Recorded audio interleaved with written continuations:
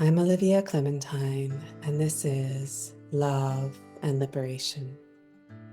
Today, our guest is Elizabeth McDougal. Elizabeth grew up in Western Canada and then trained as a Buddhist nun in India and on the Tibetan Plateau for 17 years. She studied a Master's of Indian Philosophy at Banaras Hindu University and then a PhD at the University of Sydney. Her research focuses on the modernization of Tibetan Buddhist practice lineages and on pedagogy as a crucial bridge in translating pre-modern wisdom traditions to the modern world. She continues to serve as a Tibetan-to-English translator for Gebchak Wangdrak Rinpoche and other practice lineage lamas. Elizabeth published a book in 2024 called The Words and World of Gebchak Nunnery, Tantric Meditation in Context. Today's interview is part of a series with Elizabeth on the Gebchak Yoginis, female practitioners in the Nangchen Kingdom of Tibet.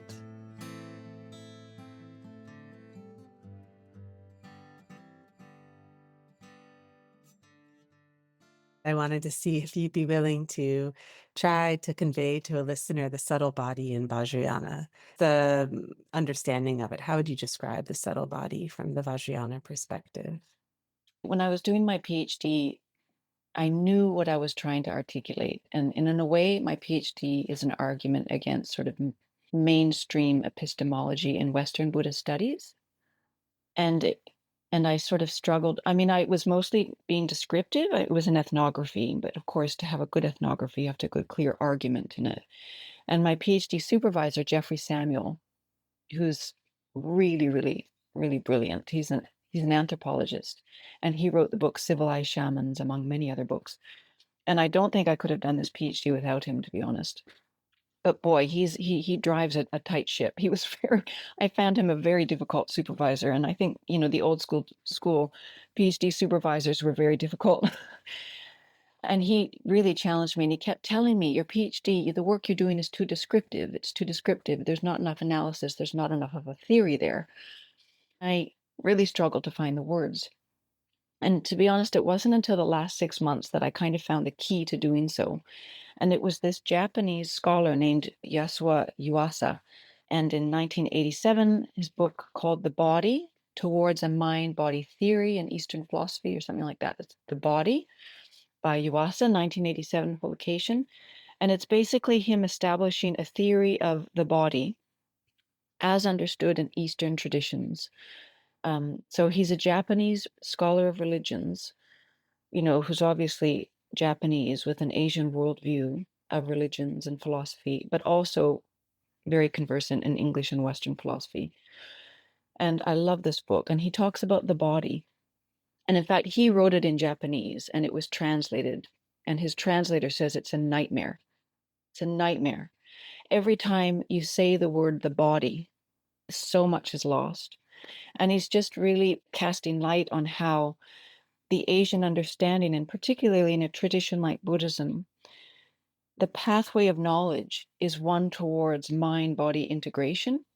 And so if we look at the Tibetan tradition, we can see, the terminology they use for realization or awakening is often has the word union in it. So in Tibetan, they talk about like Rikom Sungjuk, so Rigpa and emptiness, the union of Rigpa and emptiness, the union of bliss and emptiness, the union of clarity or awareness and emptiness, the union of appearance and emptiness. And then at Gebchak Nunnery, these nuns aren't training so much in like Madhyamaka philosophy, but they are certainly training in understanding the nature of their mind. And the terminology that really kind of runs throughout their discourse when they describe what they're doing is Lung Sem Yerme, which means indivisible mind and prana. And so, of course, in Tantric Buddhism, that kind of principle that prana or lung in Tibetan and the mental consciousness function like, the analogy is often given that it's like a horse and a rider. So wherever the horse goes, the rider follows. Wherever the rider directs it, the horse follows. So likewise for mental consciousness and prana. And so the principle of yoga So the practices of Tantric Buddhism, which we could in one way say yoga, is about, in a way, kind of directing the horse or manipulating the prana. And through, so, like a Tumo practice or the Tsa-lung practices that the Gebchak nuns are doing, or that any sort of Tibetan yogi or yogini would be doing, it's about very deliberately working with prana and mind through visualization. So, of course, they have that whole system of visualizing the central channel, and then the two primary secondary channels, which the understanding, of course, is that the dualistic mind functions in those two primary secondary channels. And so our mental consciousness is always functioning in a binary. And then, of course, there are all these many tertiary channels that go beyond throughout the body.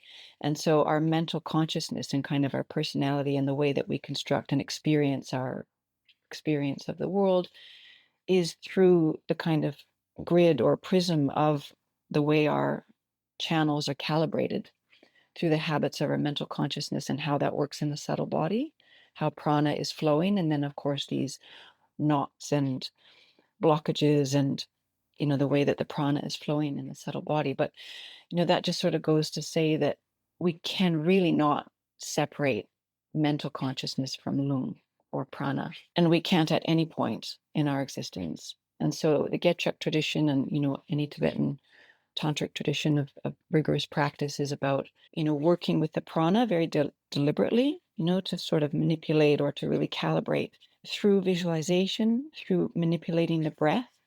And of course, in the Tsa-lung practices, they're visualizing the chakra. And then they're holding the breath for long periods of time, and that they call, the bumpa, where you'd hold the prana, the breath, and visualization. And then working with the prana through the chakras, it really has to be highlighted that this is also with devotion. So it's working with the breath, it's working with visualization, and also with the cognitive understanding of the nature of mind, non-conceptual rigpa or yeshi, wisdom, but so much with devotion. And so the nuns are calling into the practice the blessings of the guru first. In any of these practices, they're calling the presence of the Yidam or the Buddha. And of course, they understand that the Yidam or the Buddha is one with their guru. And so they might be visualizing their guru as Guru Rinpoche, or as Hayagriva, or as their Yidam, or as the union of Padmasambhava with Yeshe Tsogyal. So they're calling the presence of their Yidam, and then they're merging through the crown chakra, sort of melting or merging their mind with the mind of the Yidam, getting that complete blessing and really that full presence of the Buddha as their own being. And then there's a lot of devotional verses, and it's quite kind of sonorous. There's a lot of sorrow as well, like this deep yearning to awaken, that deep yearning that comes from being aware of our suffering in the confused mind.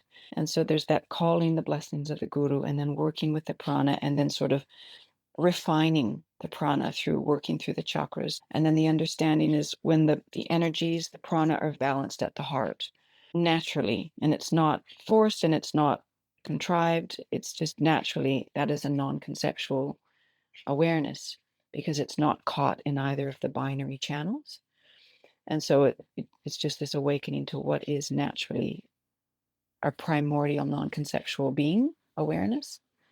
And so the subtle body is, in fact, like in Tibetan, I never found, certainly Gebchak Nunnery doesn't have a term for subtle body because it's not something in their tradition. It's not an aspect of tradition. It's just all pervading in their tradition. And so when I came across Iwasa's book, and he talks about how the path of Buddhism is really one towards mind-body integration, and he talks about how in Buddhism, of course, philosophy and meditation are always like a combined pursuit. Like you can't really separate just philosophy. It's always combined with cultivation of the person. So just like you can learn about morality and be a scholar of morality and ethics, but it doesn't make you an ethical person.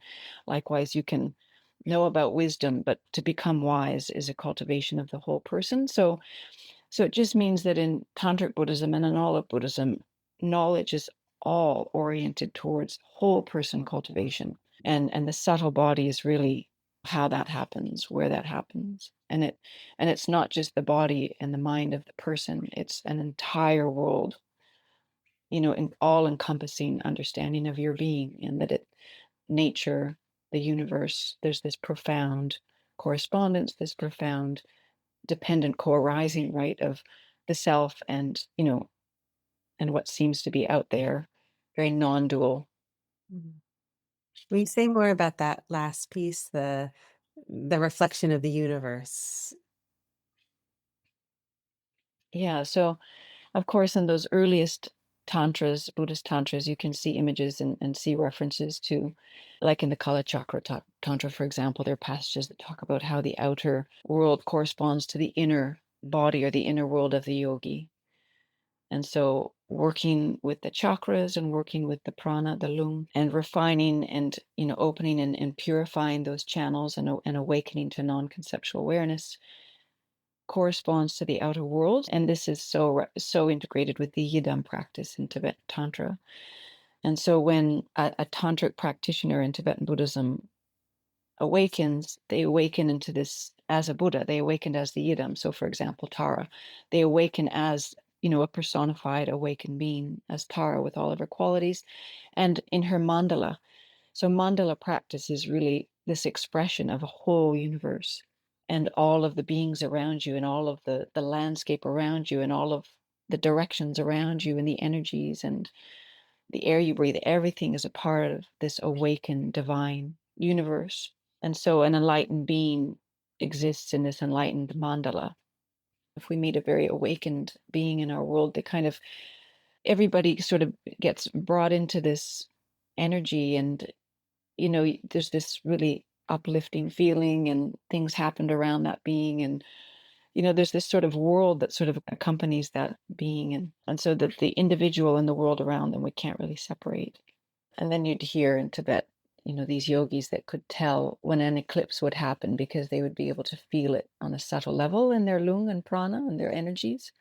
They could tell that an eclipse was happening, or they could tell when it's a full moon because of that very sensitive awareness of the energy, the connection.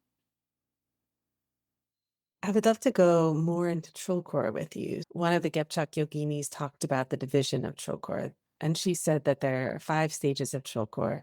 They learn 3 before retreat and 2 during retreat, and then rotate in retreat. So I was curious what the 5 stages meant. Like, is she referring to the fact that they have many trulkhor exercises? They just can't do them in one session, so they divide them into 5, or is there something else she's speaking of? I never practiced trulkhor with the nuns, so I just heard them talk about this. But I learned trulkhor from another tradition in Nan Tien, and basically, I think probably the 5 is referring to a sequence. So the Neanga, so probably the sequence translating Nea, 5 sequences of trulkhor is probably what they're learning, and a sequence can be several minutes long, maybe even up to 5 to 10 minutes long. And these are coming from ancient Indian tantras, these Mahasiddhas of India. But the function of a trulkhor practice is really to forcefully clear the channels, kind of in preparation for the more subtle Tsa-lung practice. That makes sense. And so following their 3-year retreat, it sounded like some keep Tsa-lung Trulkhor as a lifetime practice. So are they integrating it into their practice on a daily basis, or do you know if the yoginis are practicing once in a while, or how do they maintain it?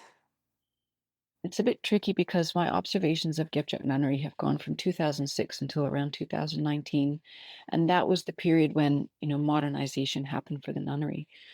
And at Gebchak Gompa, you're not going to see, economic development. But what you'll see when I say modernization is very subtle changes to the culture of the nunnery and the traditions of practice. And so I think the dedication and some of the degrees of intensity of how they practice has been diluted over the last maybe 5 to 10 years. For some of the nuns, probably not for all of, certainly not for all of them. For the older nuns, it's about the same. But when I first went in 2006, the nuns would have been practicing Tsa-lung and trulkhor every day, at least once a day. And when they talk about how it was in the past and how it was in the revival period, so from the 1980s, in the 1980s and 90s, the nuns would have been practicing it every day. And so again, the Gebchak nuns are somewhat unique because they start to practice Tsa-lung and trulkhor. They learn it from the first day of their 3-year retreat. And sometimes they learn it even before their 3-year retreat. So it's just so standard in their training tradition that it's just like learning mudras and learning their ritual chanting, you're also going to learn Tsa-lung and trulkhor because it's like really integrated in their practice tradition. And so when one of the Gebchak yoginis reaches older age, I mean, the trulkhor exercises can be quite abrasive on the joints. I mean, they're meant to be, right? They're like meant to be rough or harsh on the system to clear these nadis, the tsa. And so did you see any modifications that older yoginis would apply, or do you know much about that? I observed them doing Tsa-lung in the Dzogchens and in their meditation boxes, but I never saw them doing trulkhor. And in the long 16 retreat divisions building, in the basement, they have their yoga room. And I never went downstairs. Like I wasn't allowed to go downstairs. And, it was kept very secret. Of course, up until very recently, any of the yogas in Tibetan Buddhism were kept very secret. And so I wouldn't have seen it. And in the 3-year retreat, of course, I didn't go in there and see it. But from what I hear and kind of what I saw, as the nuns would get older, nuns above age 70, sometimes sleeping in the meditation box and living in the meditation box became difficult for them. And so the younger nuns would encourage them to stay in a bed. But often those older generation nuns would just refuse. Their dedication was so profound and their joy in what they did was so profound that they just would refuse, often at the expense of their physical health. And so I think probably as you got older and your bones got weaker, you wouldn't be doing the trulkhor much anymore because you've probably prepared your body pretty well and you're on a much subtler level with your Tsa-lung. And by the time you've been at the nunnery for a couple of decades, the Tsa-lung practice is so integrated into everything else you're doing, into their Yidam sadhana, into their Dzogchen practice. It would just come naturally to them in any session of practice that they're doing. And you can see in a Dzogchen that there are periods of silence, and you can observe nuns holding their breath for periods of time, sometimes for a long time, like several minutes.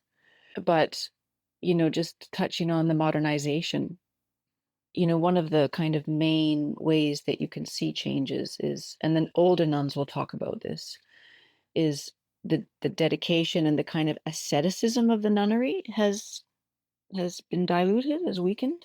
So around 2006, and certainly in the 80s and 90s, those older nuns would probably just have tsampa every day and this soup made of tsampa flour and cheese, and on a special day, some yogurt and dairy, and on a special day, a bit of dried meat, but very rudimentary diet with some turnips and potatoes and, thrown in here and there. And they would not have stoves in their retreat divisions. So they were not allowed to have stoves in their retreat divisions because they were doing so much tumo that it wasn't allowed to have stoves because they had to rely on their own inner heat. And I heard from one nun that they also were not allowed to wear very warm cloaks. They have these big, heavy cloaks that the monks will wear in winter and the nuns would wear in winter. And I think sometimes the nuns would try not to wear those because they had such inner heat going. In the last like 5 to 10 years, you do see stoves in the retreat divisions. And I think with the younger generations of nuns that are coming to Gebchak Nunnery, these are nuns that would have been born like in the late 90s or 2000s. So the younger generations of nuns at Gebchak today might be in their 30s, some in their 40s, some in their 30s, even a handful in their late 20s, which is very rare. We can talk later about why that would be. But these are nuns that have grown up after the open and reform period in China. And of course, Nangchen is China. And this is a period of very quick economic development. So Nangchen town and all of the areas where these nuns have grown up and been born has developed a lot. So the conveniences and the value system and has changed so much. It's become materialized. And so those younger nuns, to have the kind of fervor and asceticism that those older generations had, it's quite hard to expect that of them. And it's very hard for them to have the aspiration to practice that way, or for it to come naturally to practice that way. The daily trulkhor and kind of competency in tumo is, with those younger generations of nuns, isn't what it is for the older generations of nuns. And that's not to say that it isn't there with some of them, but like generally speaking, it's waning. Because to become a monk or a nun in China, and it's been this way for like 100 years at least, since the early 1900s in China, to become a monk or a Buddhist monk or nun, you need to be 18 years old because they see that it's good for you to be educated, which of course, and generally speaking, is a good thing. for you to choose for yourself to become a monk or a nun. But the challenge in China is that the modern education system is one that orientates the student towards materialist values and to become, a rational market actor, to become a part of the business world and developing things economically. So their value system, their priorities, their consciousness is different. So it's quite rare for an 18-year-old girl to graduate from secondary school and wish to become a Gebchak nun. So many young women who do become nuns now want to join one of the other lower altitude nunneries that has a shedra, because the values around knowledge are changing with the materialization of the environment and the economy. In the last 10 years, you don't see as much of that asceticism, that the nuns get sicker. And something that's happening that's kind of a little bit curious is, so because the hospitals and the families and the shops are now in these urban centers at lower altitudes, kind of the center of society, the centers of society now are at lower altitudes. And so the Tibetans, including the Gebchak nuns, are going up and down quite often throughout the year, especially like the Nirpas or the managers that are doing the shopping, or the nuns that are having to go to the hospital. They're going up and down the mountain, several times a year, and they start to get altitude sickness at the nunnery. And so the lamas, the male lamas of Gebchak nunnery, largely do not live there anymore. In the past, they would have all been based there at the nunnery, but they don't live there anymore. And it's very hard on their systems to spend much time at the nunnery because they get altitude sickness. And some of the nuns are getting this as well. And their health is suffering much more than it used to. And so there's this new large hermitage that's been developed near Nangchen town, kind of in a way looking to the future of the Gebchak nuns as a place for them to be based. But still the Tsa-lung practice, you've got sort of different generations. So in the revival period, we talked about those older senior nuns who'd survived and came back to establish all aspects of the tradition again. And then they taught this new influx of nuns in the 1980s that joined, who would have been joining as teens, who today are in their late 50s, some around 60. And so today, those are the older generation of nuns. And all of the senior nuns that had survived the Cultural Revolution all have passed away. The last one passed away in 2020. So the older nuns today are around 60, late 50s, 60. And those nuns are like, it's almost like they're holding the torch, they're holding the flame, because they're connected to the old world. They're connected to the memories from before the Cultural Revolution. They're connected to the lineage of training. They're connected to the standard of training. And of course, they know all of the aspects of their tradition. And so those older nuns are still doing Tsa-lung every day. And sometimes trulkhor, like there's one nun who's 60, Yanka, and she's been assigned by the lamas to live at the lama's house, which is called the Labrang, and it's up at the very top of the nunnery. And the lamas assigned her to live there to keep the recitations and the practices to protect the lama's house. So she's got her own little room and her own little meditation box inside the lama's house. She does protector prayers. She does her own sadhana, which it's a Yidam that's probably connected to Sayangyam, so maybe it's Hayagriva, I'm not sure. And she does very intensive Tsa-lung and probably trulkhor every day. She's 60, and I tell you, this woman is so spry, and you would think she's 40. She's kind of very sort of childlike. And I once hiked to the top of one of these mountains. The nunnery is surrounded by mountaintops. I mean, not snowy mountains, but big hilltops. And in the summer, they're not covered in snow. And I walked with her up to the top of a mountain, and I really struggled. It was 2.5 hours. And she literally just like leaped and bounded to the top of this hill. And you can just tell who's doing a lot of Tsa-lung and trulkhor because they're so buoyant, and there's just a quality there. And every January, the Gebchak nuns still do this ceremony called the Chu Rey, which is their wet sheet ceremony. It's given out other names in other monasteries, but it's called wet sheet. So it's, when they dry off the wet sheets to demonstrate their mastery of Tumo. Will you speak about that ceremony from beginning to end? So just as a kind of quick footnote, the way that the nuns get tested at the nunnery is, you could translate it as demonstrative.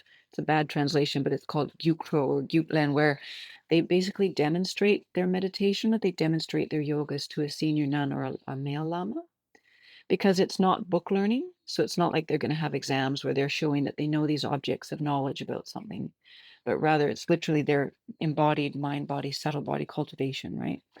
So the Chu Rey is one of these major demonstrative kind of, not exams, it's not an exam, but it's a way that they demonstrate their mastery to the wider community. So it happens on the full moon of, I think it's the 10th lunar month in the Tibetan calendar, which usually is January. And so the full moon in January, at 4,500 meters in Tibet is going to be one of the coldest days of the year. And I saw it once in 2010, and it was minus 25 degrees Celsius, which is pretty cold at 4,500 meters. And the nuns who participate in this ceremony, this wet sheet ceremony, are only nuns that are very competent at the yogas, at the Tsa-lung and trulkhor yogas. Because if you weren't really competent at it, you would become sick. And so of the approximately 250 nuns at the nunnery in 2010, about 80 nuns participated. So that tells us, and some of the nuns that didn't participate probably were competent, but were maybe unwell that year, and so chose to not join, or maybe had responsibilities that they weren't free to join. So we're looking at maybe around 100 nuns, at least half the nuns that are pretty good at what they're doing when it comes to these Tsa-lung and trulkhor yogas. So the nuns that are participating, they enter the yoga hall, which again is under the retreat division's building. They enter that at dusk, just after dusk, the night before, and they perform a preliminary kora or circumambulation. They walk around the whole campus of the nunnery at dusk, the night before. And then they go into the yoga hall, and they don't come out until dawn, just before sunrise the next morning. And when they go in at dusk, they start their sessions of Tsa-lung and trulkhor. So again, there's a lot of devotion. So they're reciting a lot of verses of calling the lama from afar, and then there's sadhana. So these would be, specific sadhana of Tsa-lung. And then they start to build up this heat. They're building up the engine of their practice. And I think they're able to drink until midnight, and they're able to go to the bathroom until midnight, like step out and go to the bathroom if they need to. But from midnight until the major ceremony in the morning, they stop drinking and they're not allowed to go out. And the nuns say, as they start to build up the heat, they're drying off sheets, even in the yoga room over at night. And everybody else is outside. Nobody else sees this. And the nuns who are the best at it are drying off, dozens of wet sheets. And the wet sheets are kind of like large pillowcases. So they're cotton, maybe like longer than a meter wide, and maybe a little bit more than half a meter square. And so they'd be put into very cold water, because you don't get warm water at Gebchak Wangdrak in January. So it'd be put into very, very cold water.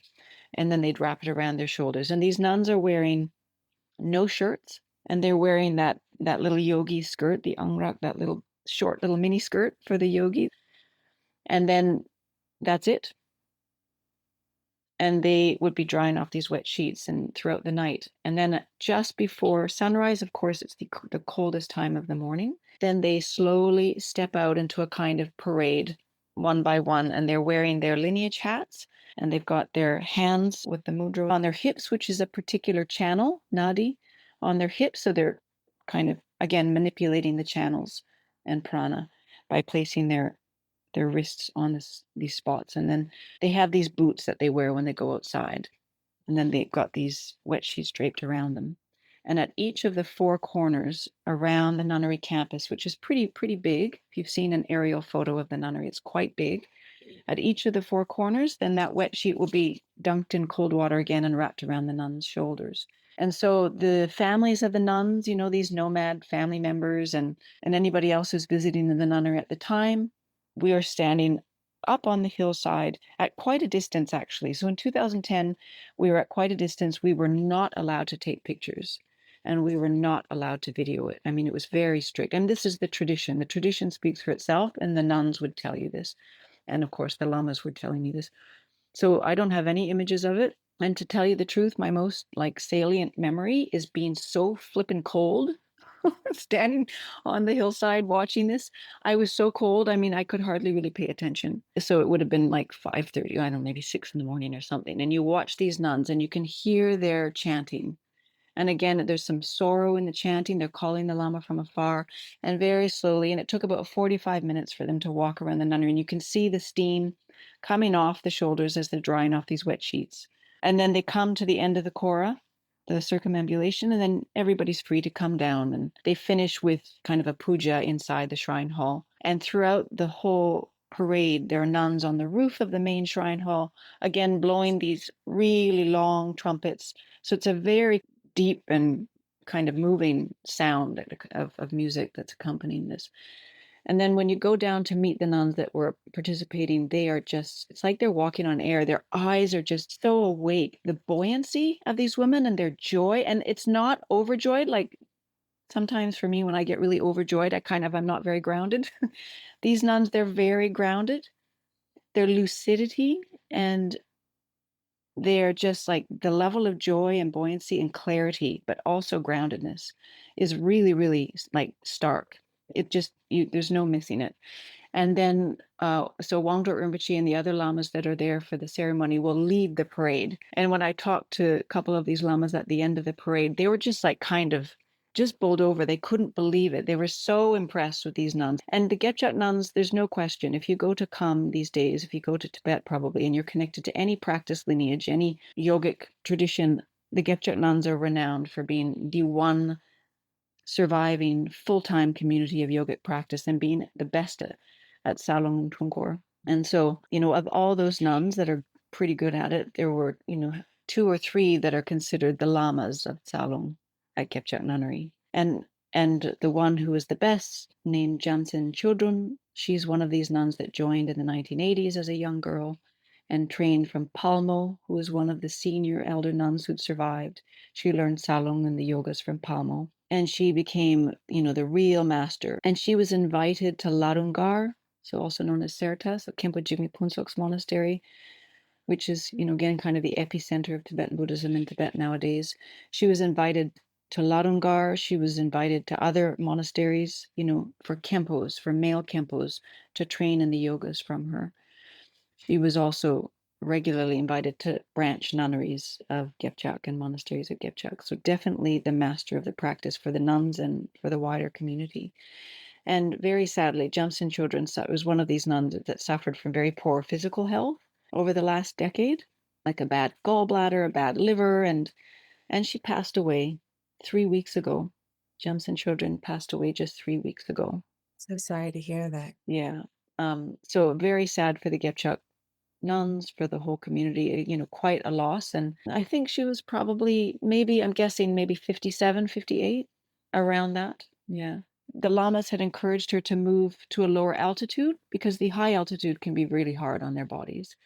It didn't used to be, but it is now, or at least they're aware that it is now. Maybe that's what it is. And once you're aware of something, then the suffering increases. So she was encouraged by the lamas to stay at a lower altitude hermitage, but she was so dedicated to the lineage of Gebchak that she just stayed at the nunnery. But at any rate, she had gone to Chengdu Hospital last month to see a specialist, and she started to feel a bit better. And then she was going to fly back to Gebchak, and then on her way home in Xining, which is a big Chinese city close to Nangchen, she passed away there. And so they brought her body back to Nangchen. And to be honest, I'm not sure, but they're definitely doing a lot of rituals for her, and I'm sure she stayed in Tukdam because her body has been, prepared like the body of any great yogin, where they kind of sort of tie her up. Probably she's been in Tukdam, and they'll probably put salt and keep her body there for a long period of time. But I'm not sure. I'll try and find out the details. But fortunately, she has trained, dozens of nuns to competency so that they can continue to hold the lineage and to train younger nuns. So Well, thank you. Thank you for sharing. And it sounded like they do week-long Chudlen retreats. Do you know much about what kind of Chudlen retreats they're doing or any details? throughout the year, the nuns will, again, they have all of these drupchens, 18 drupchens. And then depending on the responsibility that you've got at the time, because it rotates, if you have free time at all throughout the year, then those nuns that will gather together to do a Chudlen retreat. And every year the nuns will do this at least once, who are free. So they get together for like 7 days, and it's for the nuns, it's a Dzogchen training retreat. It would be part of the Tudrit Yang Dupor, the Ladruk Kunzang. It'd be one of these Ratnalingpa Theramas that have come to them from Tsoknyi Rinpoche the first, Tsoknyi Rinpoche, and Tslang Gyaltso's Therma, Gongter. So they go in for 7 days. They've blocked all of the windows. These are very dark old buildings anyway, without any windows. And they'll just stay in there lining the walls. and taking just herbal medicine, like herbal pills that the nuns would have created themselves, because they have their own herbal Tibetan medical center there at the nunnery, and their own doctor, Tibetan doctor. They develop a lot of their own herbal medicines from the hillsides around the nunnery. So they've got their own herbal medicine, which would be following a prescription from the early days of the nunnery.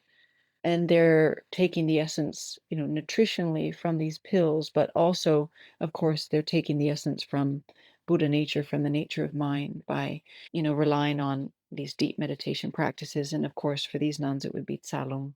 I doubt that they're doing trulkhor in this retreat. And so they'd also be doing Togal, this advanced aspect of Dzogchen training, Togal, which is working with, visual consciousness to recognize the non-dual nature of what we see with our visual consciousness and how our mind constructs that by working with the projection, the inner projection of form and what we perceive on the so-called outside. It's really recognizing the non-duality of that through these kind of forms that appear through in the mind through Togal, as well as out there. So that they would be doing a lot of Togal practice in the dark and recognizing the forms that appear in the mind and the deities that appear in the mind. And it's about them really seeing the non-duality, recognizing the self-arising nature of everything that appears in the mind.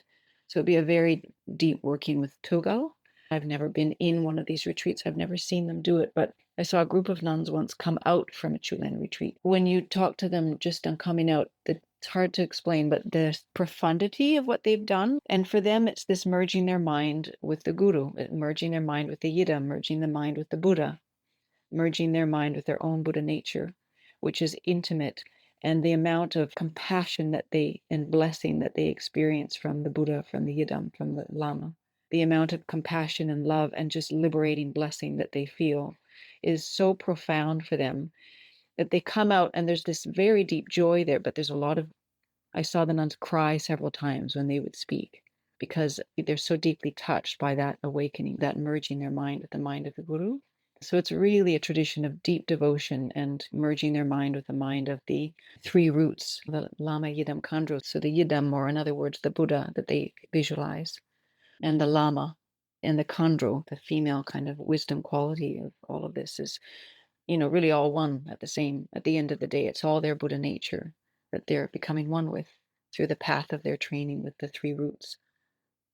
Do you know when they're in the space together doing Chudlen retreat, if they're each maintaining their own yidam or they're doing their own practice, their own version, if it's collective or more individual?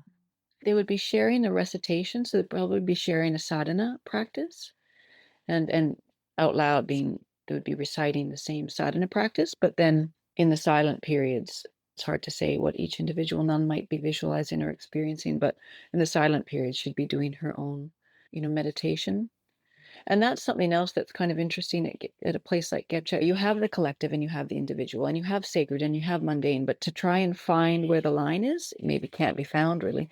So in a practice like the Chudlen retreat, they have their individual consciousness in the mind and the training that they're doing, but they share these collective practices in a way that their individual practices is really kind of merged with that. And you'll see nuns, usually the older nuns that have become established in the training tradition, they do like to take the opportunity to do individual retreat when they can. And so they might go to one of the smaller, if they've had permission to build their own little house below the main buildings of the nunnery, they'll go there and do some retreat. Tsoknyi Rinpoche has a little cabin at the top of the nunnery, and some nuns will go up and do a retreat there, or Tsa Gyamtso has his old house, and nuns will go up and stay there. But the older nuns really prize the opportunity to do solitary retreat as well. And you also mentioned the other day, and I don't know if you want to elaborate as well on dark retreat. Is there anything else you'd like to say about that? It seems like a similar container to the Chudlen retreat. Yeah, so for them, I think they do it together. From what I've observed, they do the Chudlen and the dark retreat at the same time. Yeah, so they're fasting and they're taking the essence of this medicinal pills that they take, and they would understand these medicinal pills also to be consecrated and blessed. So they're taking the essence of the food of these pills, but then also taking the essence of pure nature of consciousness through their Dzogchen training in the dark context of the retreat. Yeah, so I've only observed them do it together. Is there anything else you want to say about Togal? Because last time also we spoke, you just mentioned their kind of dug out little retreat spaces they have on the hill. Is there anything else just to complete that? So again, they like to do 100-day sets of practice, especially throughout the winter. And so the nuns that have the freedom to do so. So usually it's the nuns that are looking after the sadhana for the retreat division that don't need to go to the Dzogchen for that period of time. So they'll do their sadhana session in the morning in the retreat division, and then they'll go to their Togal hole. And they do that for 100 days over the winter of practicing Togal. And they like to do Togal in the winter because the atmosphere is much more arid and pure, like dry. Whereas in the summer, there's more rain, and I guess the atmosphere is different. So, and it's a perfect place to do Togal in Tibet. And I suppose it sort of developed in Tibet because probably of their environment.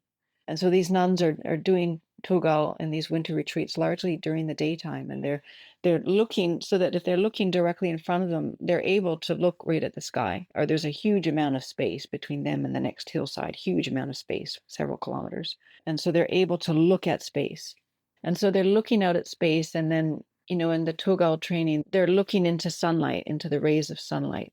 And of course, light is how we observe. We wouldn't be observing any forms without light and color. And they're looking at a very subtle, through the Dzogchen meditation, the Dzogchen kind of way of seeing, they're looking at the forms that their visual consciousness perceives, so-called out there.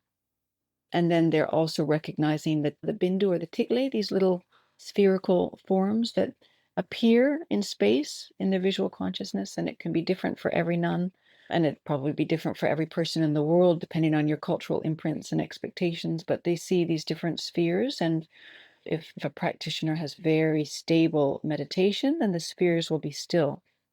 So one way that they're testing their meditation is their ability to maintain the sphere there. But often it's moving around because the mind, the mental consciousness is active. And so they're, I suppose you could say, focusing on these tigli and recognizing them both as forms out there, but also as projected from their mental consciousness, and recognizing, really how the mind creates the form of the world that we experience. So it's pretty subtle and very profound practice that they do, and that the nuns at Gebchak would often be seeing Yidam deities in these forms that appear in their visual consciousness. And then they'd be resting into a kind of trekchod approach of Dzogchen meditation as well, where just the space of the outer space and the inner space of their awareness would be known as one.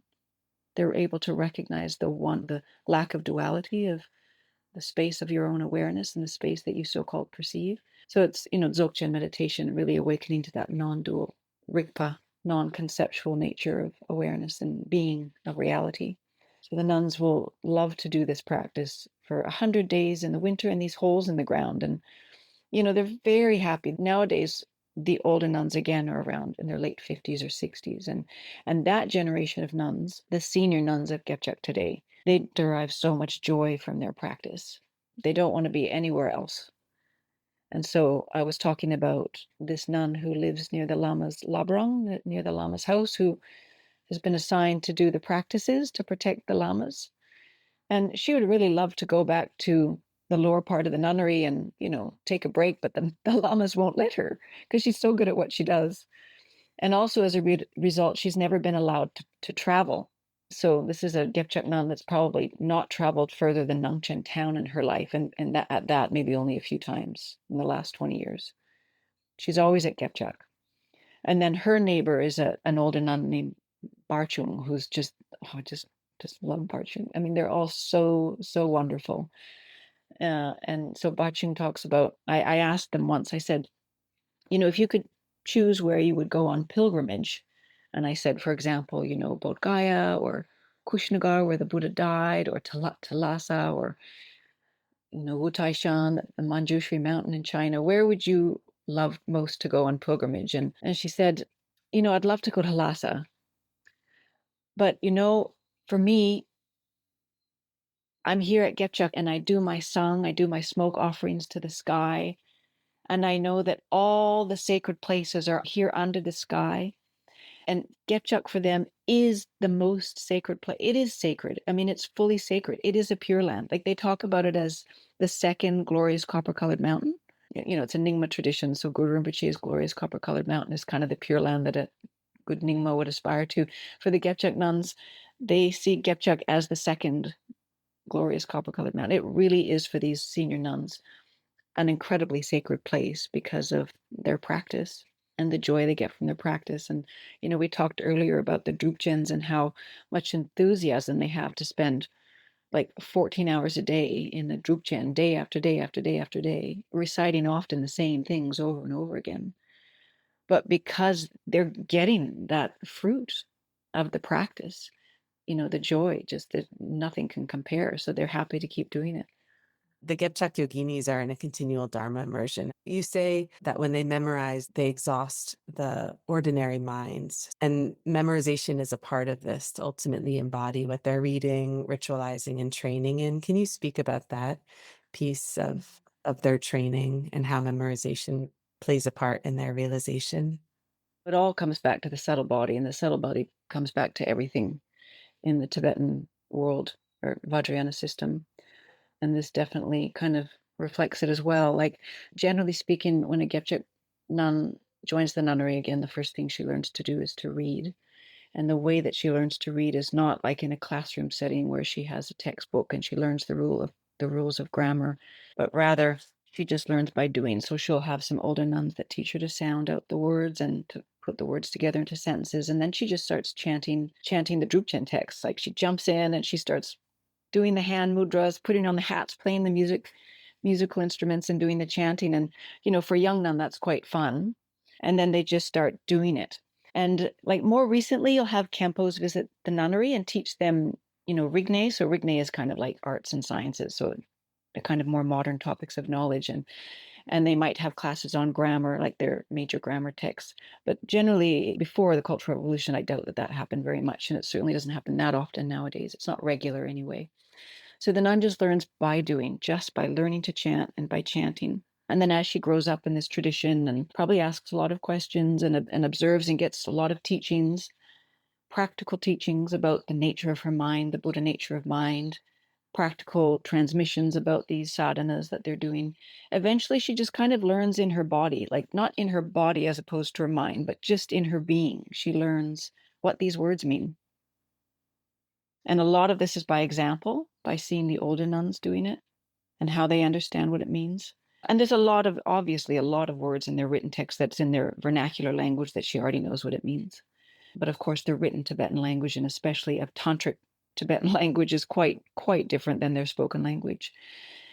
And so memorization for a Gebchak nun is how they learn to read. So they just do it over and over again. And compared to like a Gelugpa scholastic training, so in a Gelugpa kind of college, you'd be assigned a treatise or a root text that you would have to memorize as a matter of your understanding of that text in order for you to go very deeply into the philosophy of that text, the logic and philosophy of that text. So you would deliberately memorize that text and then just unpack it, as far as you can go. And then, my understanding is that the Gelugpa approach starts with the intellect. The Madhyamaka is starting with the intellect and is exhausting the intellect. And then you do your meditation, and there's nowhere for your doubts to go but into the nature of mind.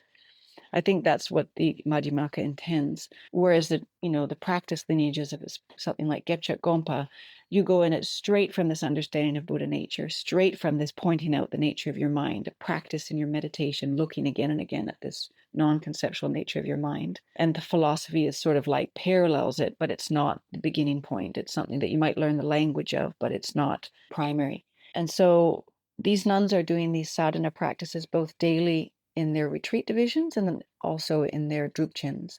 And the Yidam sadhana that they do in their retreat divisions, some of them replicate in the drupchen. So you might be doing more extensive sadhana of your Yidam in a drupchen once a year. And so you'll meet these older nuns, like the old nun, the last old nun who died in her early 90s in 2020. She had a text memorized of about 500 pages. Dondruk Chumso, she had like 500 pages of her Yidam memorized because she'd just done it over and over again so many times. And so again, like what they're learning is to become the Yidam. What they're learning is embodying Buddha nature. And all of the chanting that they recite over and over again isn't explaining to them what this word means and what that word means, but rather it's cultivating a way of being in the world. within this Dzogchen hermeneutic. And again, peppered often with these pointing out instructions from lamas and senior nuns. And when you read one of their Drupchen texts or one of their, Yidam retreat division texts, it's a generation stage text, so it's describing the visualization and all the mandala deities. And that at Gebchak, in the Ratnalingpa tradition, not only are you visualizing the deity and the mandala around you, it's so complex, you're visualizing in the chakras of the nun, of the practitioner, the different mandalas with different Yidam deities in your own chakras, in your own subtle body. And then those chakras are symbolic of Dzogchen qualities and Buddha nature qualities and the qualities of your Yidam. So you're literally embodying the mandala in your prana, in your nadi, visualizing it there in your chakras, in your nadi. And then in that sadhana practice at Gebchak, you're reciting the chanting, the sadhana text over and over again throughout your lifetime. And slowly over the years, you do start to understand what these words mean. And the words of a tantric text are kind of allegorical or symbolic. They're not literal, like a Madhyamaka text. If you're studying a Nagarjuna text, it's fairly easy to translate. You need that linguistic precision to translate a text on Madhyamaka philosophy. But if you're doing a tantric text based on direct experience of your Buddha nature and all of this symbolic generation stage Yidam practice to get you there, the words are, again, like symbolic. The whole issues of translation there, right? Of literal translation. And yeah, the nuns just kind of feel what these words mean by doing them over and over again in these ritual practices, and also by examples of older nuns and lamas, transmissions and asking questions. And then they do have formal transmissions, like maybe once a year, there might be 2 or 3 periods where a great lama will visit and for 1 month give them a transmission of the whole Ratnalingpa collection of Terma or something else that's relevant to their tradition. Like Ade Rinpoche in the revival period came up and transmitted all of their practice texts to them. From a great Lama, when you have a transmission, there's a lot of instruction that happens. And then, in some of the images that you've seen, you can see the older yogins, the older male yogis of the tradition that live in caves around the nunnery. And there were 2 most important ones, Pema Dorje and Pema Drimed, these senior male yogins that live very nearby Gebchak Nunnery and would sometimes just show up on horseback with very little advanced warning. And the nuns wouldn't have phones to know. And he would show up and they would just sit on the hillside with this elder yogi with a picnic all day long. And that yogin would be instructing them on what this all means. So they start to understand what this allegorical language in their text means over time through their tradition of learning. And so, Gebchak Nunna Drupchen, for example, she's reciting these texts, but she's embodying the text. So by doing it over and over and over and over again, it's not like me when I recite a prayer. For me, I was educated as a young woman in Canada, and I came to Buddhism in my 20s, and I tried to learn it in the Tibetan's way, but just I can't avoid the fact that my mind is conditioned by modern literacy. So when I'm reading one of their texts, I'm trying so hard to understand what it means with my head in order for me to embody it, right? But these nuns doing it over and over again, it's almost like in a very felt way. The meaning comes to them in a much more felt way, which I think is one way of explaining why it doesn't get boring for them, because they're embodying it. They get the power of the practice. They feel it. They get the blessing. They get the energy. When you look at a tradition of sports training or dance training, these sports or arts come through repetition, right? And anybody who's done anything like music or sport, I haven't done much music, I wish I had, but if you've done a lot of repetition of anything or learning a language even, and you just do it over and over again, you know that it feels like you're never going to learn it. But by just doing it over and over again, you reach a critical point where it just falls in, sinks into your body. Something majorly shifts, and somehow you know it. That expertise comes through repetition. And so when you look at Yuasa's book on the body, he talks a lot about repetition and how Buddhist knowledge is cultivation, again, of integration of mind and body and integration of the whole person. And it happens through habit. It happens through repeated practice. And again, the word in Tibetan for meditation is gom, and it's often compared with another word, gom, in Tibetan, which is spelt a little bit differently, but means habit, to familiarize yourself with something. And the word bhavana for meditation in Sanskrit, of course, means to familiarize. It's like cultivation of a kind of habit. And so when I did a Drupchen with the Gebchak nuns, I tell you, I mean, I'm this, Canadian educated woman, and I was getting so bored and kind of even frustrated sometimes because the Drupchen I did was a 40-minute lunch break with 3 bathroom breaks. It started at like 6 and it ended at 7:45 each day. It started at 6 a.m. and there were 3 bathroom breaks, and I timed it, and the bathroom breaks were 2 minutes. So you were just sitting there all day long reciting the same sadhana like 3 times over and over and over again, hundreds of pages. And listen, I was interested and I enjoyed parts of it, but I just kind of got bored. And then the last 2 hours of the final day of the Drupchen, with all the special dedication prayers, they were reciting special dedication prayers, which also repeated. I felt like we've done this prayer already. And I had to go to the bathroom so badly. And literally, it was driving me crazy. And I was just like really frustrated because I felt how boring and what was the need to recite this over and over again. Or the nuns were so enthusiastic. And in the end, about 15 minutes before the end, I broke and I went and I left to go to the bathroom. And, I had a chat with a friend after, and I realized if I had just stayed, maybe something would have shifted in my mind. Like if you really reach that critical point through the resistance to that repeated practice. Mhm. Yeah, I love how candid you are about your, your experience. I guess also just tied to this, you did mention about the printing texts, tied to learning, and when the Gebchak yoginis used to have to write their texts, how that also had an impact on their capacities. And now that they're printing texts, many of them are unable to write. They don't have the same writing abilities that their predecessors had. So it is interesting modernization on depth of Dharma and on literacy and on these things. Mm, mm. Yeah, I mean, it really is. There's and so much happens like in consciousness when our modern forms of mediums of technologies of communication. And so in the early days of Gebchak nunnery, because they would have had printing presses, pre-modern printing presses, of course, the Derge, printing press, and a few of them around. Um, so they probably had their 25 volumes and their 16 volumes, those 2 sets of scriptural corpuses that made up the Gebchak tradition, had probably at least once been printed on a printing press, but quite inaccessible for a remote community like Gebchak. And so the nuns of those generations had very nice handwriting because a lot of the prayers that they would recite, especially prayers that were inserted into the basic sadhana, which happens quite a lot, you'd have your basic sadhana and maybe they were, a handful of scribes associated with the Gebchak community. Maybe there might have been 1 or 2 nuns or 1 or 2 monks that came from upper class families, aristocratic families that were literate and probably learned to read and write growing up as children. So they were able to write out copies of the Gebchak corpuses. I know that this happened for a lot of the texts, so I'm guessing it happened for the whole corpuses in the early days, that they would have been handwritten, the copies for all of those nuns. But there's often a lot of supplementary material that goes into all of these practices that might have come from like Zapato Rinpoche or from Khyentse Wangpo or from Chogyur Lingpa. There would have been a pith instruction that was given by a living lama that they would insert into their practice and be chanting. And so the nuns would be copying those out for themselves. So the early nuns' handwriting was quite good.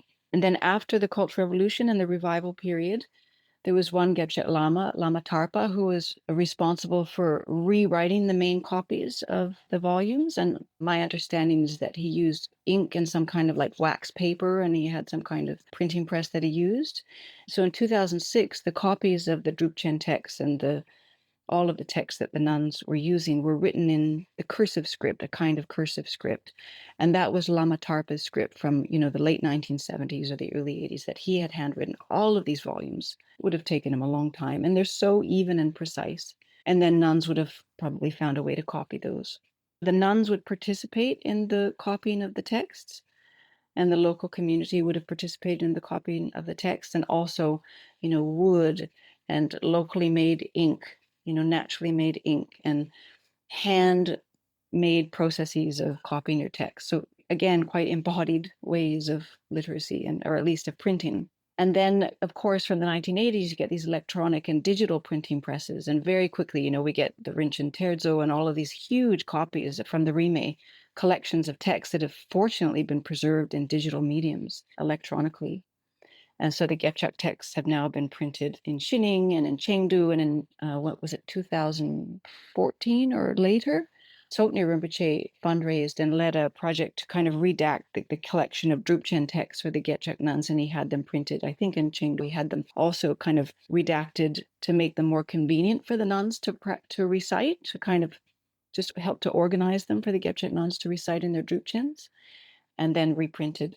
And so as a result, when you look at the Gebchak nuns of the current generations, their handwriting isn't as good because they're not writing copies of their own texts anymore. They can go to town and photocopy as well.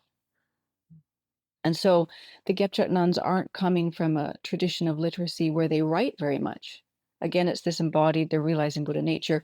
And, we could talk a bit about this, but, unfortunately, the Gebchak nuns were never taught to write.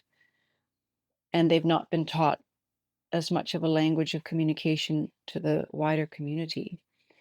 And so they serve a very important role in the community as, we could call them teachers, as mentors, as prayer specialists, as mentors and counselors. They do really fulfill important roles for the community in those ways, but not formally as teachers or as lamas, because they haven't been taught to write. They haven't been taught to communicate and write for themselves and communicate beyond the nunnery so much. So that's kind of an aside, but within the nunnery, they don't really have much purpose with writing. I really want to talk about that as well. But before that, just going back to what you were sharing about the Lama coming over the hill and giving teachings, and can you share about some of the realized yogins and yoginis, perhaps that you spent time with or you heard often about? I mean, it would be wonderful to hear any of your firsthand encounters, like what it was like to be around them. Maybe you have a memory, like something they said or did. It'd be so wonderful to hear your experience. Mm. Well, from what you hear from the current generation of nuns and from the few older nuns I was fortunate to meet, the ones who have now passed away, they talk about, the early days of Gebchak and the revival period of Gebchak as just being replete with highly realized yogic masters. And sometimes in recent years, you'll hear the nuns lament that all of the good lamas are gone. The quality of, the lamas of the older days would be in practice all the time, like a Jamyen Khyentse Wangpo or Tsayen Gyamso or Druk Wangtsotni. They were literally there teaching, transmitting Dharma, but based in yogic practice their whole lives.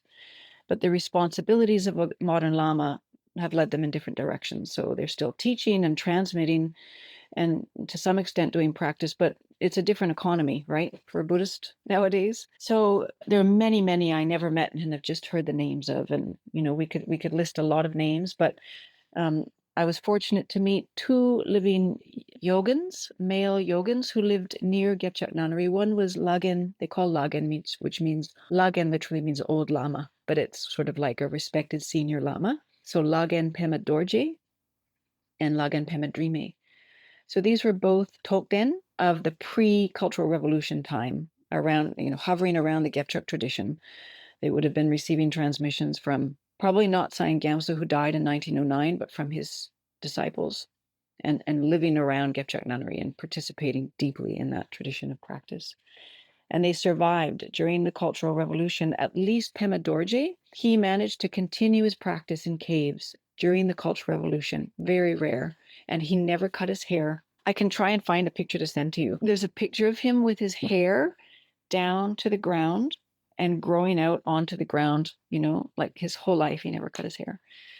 And he lived in a hermitage. And so the Gebchak nuns would very much look to him as their guru, of their time. And so once I was fortunate to go up with one of the Gebchak nuns to meet Pema Dorje, and with Wangdrak Rinpoche and a few visitors to the nunnery, we went up to pay our respects and to meet Pema Dorje. And we took videos and asked him many questions.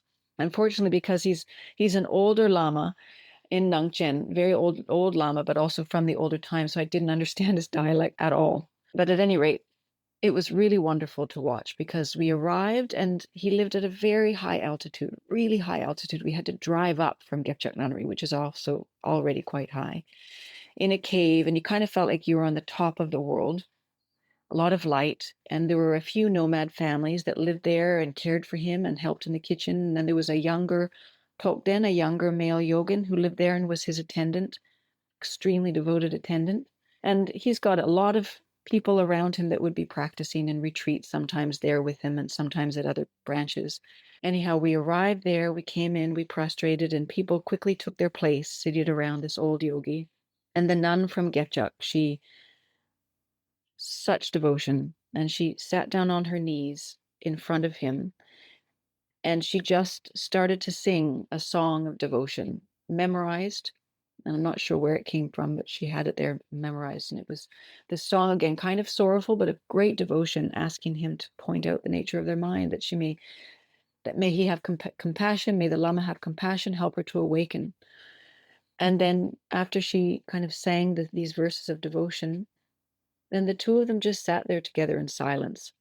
Just, she had her head bowed, but just literally kind of looking at each other in silence I remember it being around 10 minutes, but I probably not remembering accurately, but it was for quite a long period of time, just in silence. And that was a transmission. He never gave her answers to any questions. He didn't give her a teaching, it was just this very casual time where he was eating his tsampa and talking about the olden days and talking about the issues of the time with the Lama who was talking to him and his younger male attendant. But the nun was just in his presence, and there was that period of silence after her verses. And you just felt like so much was happening there through these lines of devotion, that what can help you to awaken.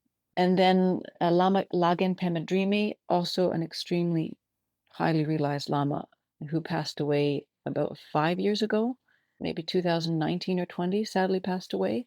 And he had a hermitage just about 5 kilometers from Gebchak Nunnery that had been there for a long time. And he had 100 nuns. So it was considered kind of a branch, or it's in its own right very much a hermitage, but also following same practices of the Gebchak nuns. And he had about 100 nuns there in practice, doing a lot of yogas, a lot of Tsa-lung and trulkhor, a lot of the same types of things the nuns would be doing, but under Yogin Pema Dorje's direct guidance. And we went to see him. I got to meet him twice, but once had a bit more time to ask him questions. And he was super cool. He's considered kind of an emanation of Hayagriva, I think. His main practice is Hayagriva. And Hayagriva is an important Yidam at Gebchak Nunnery. So the first Sayang Gyamtso was, again, given the Ratnalingpa transmission. And the first Sayang Gyamtso was considered a reincarnation of Gyalwa Chotyang, which was one of the first disciples of Guru Padmasambhava. And the main Yidam of Gyalwa Chotyang was Hayagriva. And Sayang Gyamtso also had Hayagriva as his main Yidam. So at Gebchak, the 16 retreat divisions, the head retreat division is Hayagriva. It's not bigger than the rest, but it's considered sort of principal. At any rate, Yogin Pema Dorje also has some direct connection, strong connection with Hayagriva, which I'm not totally clear about. But he was talking about how, in the olden days, meaning before the Cultural Revolution, any real yogin, any real Lama, he's literally said any real Lama would have the dreadlocks, but all of the nuns would have the short hair and look like nuns. And then you hear names, there were the 9 disciples at Sayang Gyamtso, and of the 9 in those 1910s, 1920s, of the 9, 1 was a woman, the rest were male. But that's not to say that among the Gebchak nuns, there are also many highly realized nuns. And that was known. They just weren't like recognized or formally enthroned or anything, but they were absolutely acknowledged by the community. And you can read it in the Namtar. So the Namtar are these biographies and autobiographies of the lamas of Gebchak Nunnery. So of Sayang Gyamtso and Sotni Rinpoche and 1 or 2 of the other lamas. You can hear in these written biographies and autobiographies, they talk about the many dakini, fully realized dakini at Gebchak Gompa. And you hear about these characters. And so again, Sogyal Droma in the early days was this highly realized nun, but so many male lamas. Yeah, so there were many of them. And so when Yogin Pema Dorje one day, he turned up, this was like 2007 or 8, I think. And he just turned up over the pass. So the nunnery kind of backs onto a slope, and then his hermitage is 5 kilometers sort of behind. And one day he just turned up over the pass on horseback with his attendant monks and all of the nuns. And very quickly the nuns realized he was coming, and they laid out carpets on the hillside. It was a beautiful summery day, so he probably chose the weather. And they laid out carpets, and he sat down, and all the Gebchak nuns and the monks that were there gathered around him for like 8 hours. And it was a whole day long kind of picnic situation where they had sampa in their bowls, and there was tea poured around and dried cheese and various things. And Yogin Pema Dorje was sat at the center of it all. And throughout the day, he was telling stories. He was just telling stories of what happened during the Cultural Revolution, what happened beforehand, like kind of namtar, life stories of the great lamas and nuns. And at times, everybody there in the picnic would be crying. And at times, they would all start laughing. But throughout this kind of picnic storytelling day, he was giving them extremely profound, semtri, like pointing out the nature of the mind, Dzogchen instructions, Mahamudra kind of Dzogchen type instructions. And then they would all spend some time like looking into the mind at what he's pointing them how to look in their mind. I like that anecdote, that story, because I feel like it's really quite typical of how the Gebchak tradition moves. It's informal. It wasn't scheduled. It wasn't in a classroom. It wasn't according to a text. But, the pith of what they're all learning, that was communicated in this gathering. And I can imagine that that type of thing has happened many, many times at Gebchak over the years. But just a quick note about the nuns looking like nuns and the male lamas looking like yogins in the early days. So if you see the early pictures of the Gebchak nuns in the early revival period, so in the 1980s and 90s, the Gebchak nuns actually have like bowl cuts. And I'll try and send you a picture. So they actually have like, 2 or 3 inches of hair, cropped hair. And I asked Sherab Zangmo, the senior Gebchak nun, I asked her if there was a reason for this. And she said, it's nowhere in the text. It was just understood that because we're practicing Tantra, we should have some hair. So it was just a Gebchak tradition. I think all the branch nuns would have had the same thing. And then in the modernization period, that's when they've started to cut their hair, and various reasons for that as well. And do you want to share anything about Sherab Zangmo? Were you able to spend time with her? I was fortunate to meet her a few times, but she was very elderly by the time I went to Gebchak and was sort of at bed rest all the time. And you didn't want to just pop in for a cup of tea. She was already, nearing the end of her life. So she was this nun that we talked about earlier that feigned illness throughout the Cultural Revolution and maintained her meditation and pretended she couldn't walk. And then at the end, when it was the revival, she just stood up and returned to Gebchak. And she was the nun, we talked about how there was, a nun that had preserved every aspect of their tradition. Well, Sherab Zangmo was the one that had really preserved the Dzogchen insight. And she was the one that was really guiding the younger nuns to recognize the nature of their mind. You mentioned Sherab Zangmo's niece, who you said also has an exemplary practice. And I'm going to quote you here: an exemplary presence whose stable meditative gaze I've never seen falter, even with blood running down her face from an injury after a fairly major car accident, end of quote, which you said she fully recovered from. Can you share about her as well? And also just like any meditation advice you've received from her or Sherab Zangmo? So this is Urgyen Chodron, lovely nun who would again be part of the senior nuns at Gebchak today. So she'd probably in her late 50s. Sherab Zangmo's niece. So she came, in the early revival period, probably beginning of the 80s. She came and immediately was looking after her aunt, Sherab Zangmo, who was established. It was very quickly to become known that she had this very high realization. There was no mistaking it. And so she attended to her nun for decades and learned a lot from her aunt. And now Urgyen Chodron is one of 2 nuns who are considered the Dorje Lopon at Gebchak Nunnery today. So Dorje Lopon means Vajra master. And there are 2 nuns who sit on thrones that the male lamas have forced them to sit on. They're very reluctant to do so, the nuns, but the lamas have forced them to sit on these 2 thrones. And these 2 nuns, who are the Vajra masters, will lead all of the drupchins and lead the major ritual practices. So one of them is Urgyen Chodron, the niece of Sherab Zangmo. And she's very humble, like all of these Gebchak nuns. And she would never put out that she knows anything. And she definitely is an example, because she really does have this gaze and this presence about her that's just so steady, and her eye contact, and it's hard to explain, but just her presence is extremely stable. Lovely, very dedicated in the drupchen. She's so concentrated, so awake, throughout hours and hours and hours of seated practice in the temple for days after days. She doesn't ever fall asleep. She's so embodied and deep in these tantric practices. And she is another nun, along with sadly the one who passed away recently. She's another nun that is considered a Gebchak teacher who goes to the branch nunneries. and teaches at many of the branch nunneries in these practices. So she's really, really lovely. And she's very kind and kind of sensitive and very happy to share stories. And you can see the younger nuns really love her, really look up to her. And she often has a couple of younger nuns hanging around her. I haven't had like meditation instructions from her per se, because she wouldn't ever give them formally. But, they're always happy to help you along. So she would say, at least to me, she would say, make sure you do many sessions, shorter sessions many times, shorter sessions many times, so that you're really integrating it throughout your day. I was sharing a room with her for a time. She'd had this car accident, which unfortunately happens in Nangchen from time to time. Unfortunately, she's fine now. But I went to the hospital with her. She had to get like 5 or 6 stitches on her head. So there was just blood pouring down her. And when I first saw her after the accident, I don't think she realized what had happened, and she had blood pouring down her face. And, she was completely steady, not phased at all. We brought her to the hospital. She got the stitches, probably really hurt, really not phased at all. And then she had to recover in town for a few weeks.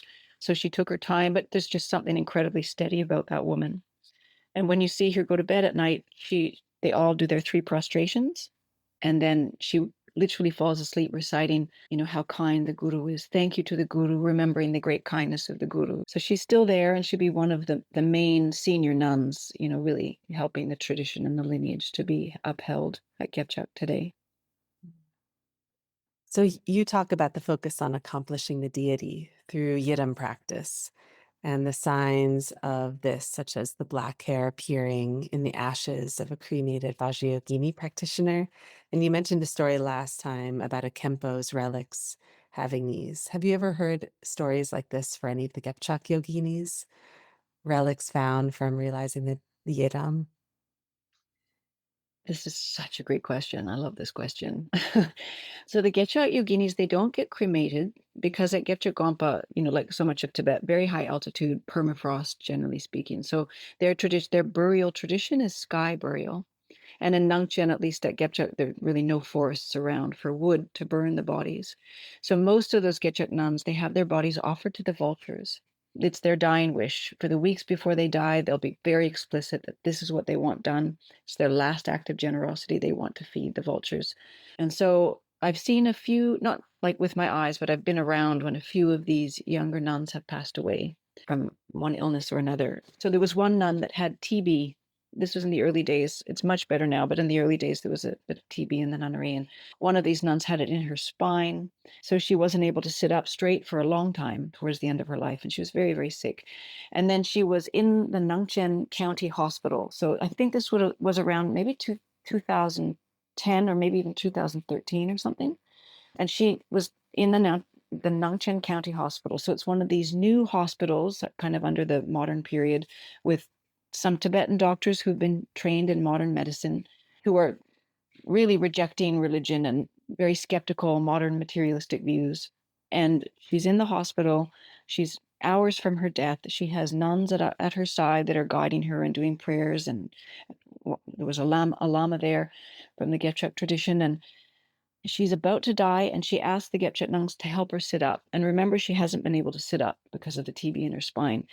She gets their help. She sits up and she stays seated. And then she dies sitting up straight.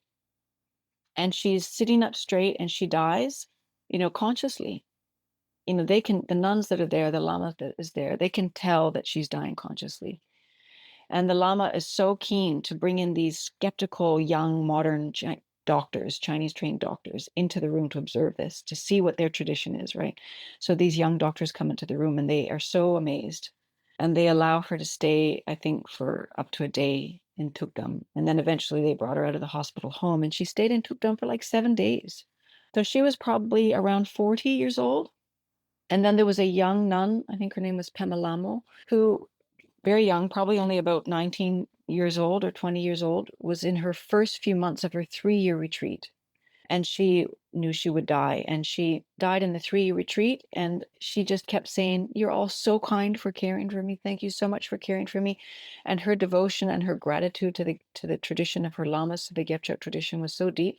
She vowed that she would return, she would be reborn at Gebchak nunnery to serve the nunnery. And she died in the 3 retreat in her meditation box, and also stayed in Tukdam for several days. So Tukdam is very normal at Gebchak. It would be, if you're practicing that much, anybody, it'd be pretty common to stay in Tukdam. So because they don't get cremated, you don't hear about the relics. There are relics of Sherab Zangmo because she was cremated.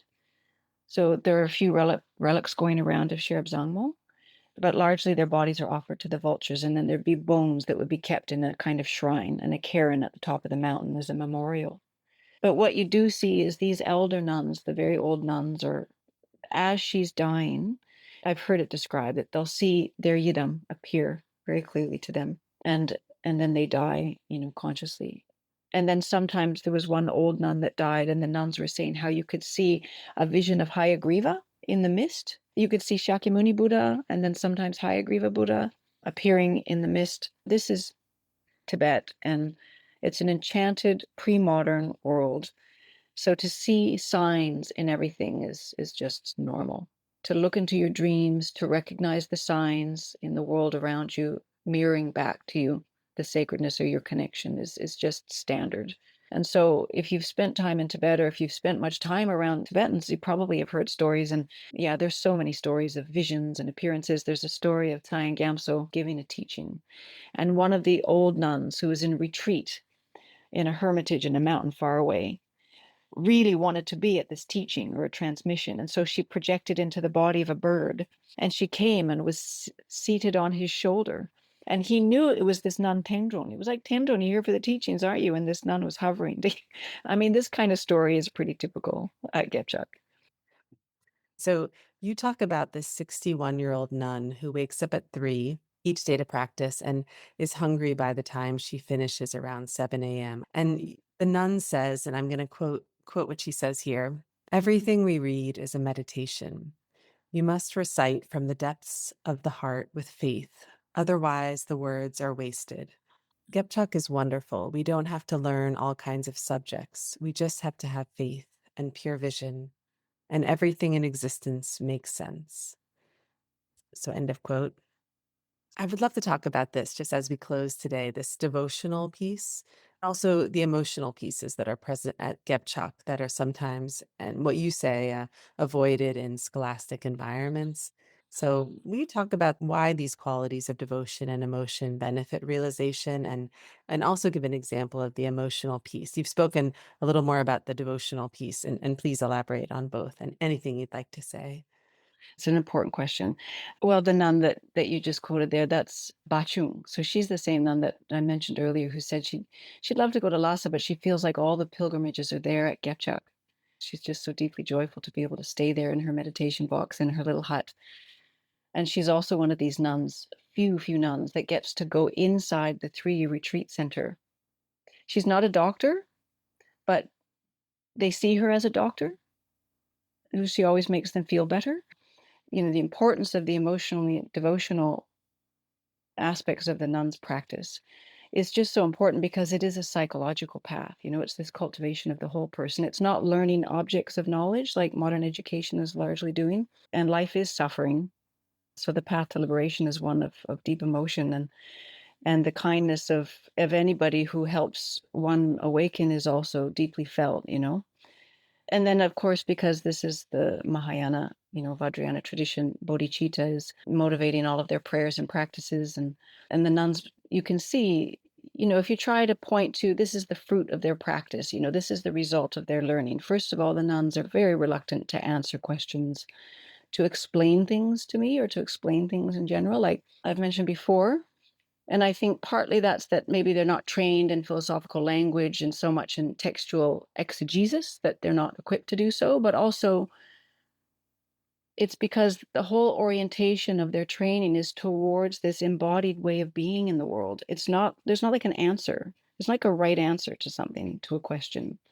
It's not about a particular, it's about your way of being in the world. And for them, compassion is one of these primary qualities that, of course, in Mahayana and Vajrayana, compassion and wisdom are one in realization. And you can really see that in the Gebchak nuns. And many people who visited Gebchak nunnery will say that, one of the first impressions they make is how warm they are. Very warm and compassionate women. And they've got a great sense of humor, very quite cheeky. So I think emotion and devotion is just really important because it is a whole person cultivation. It's psychological, and because they're cultivating compassion, that the heart is at the heart of it,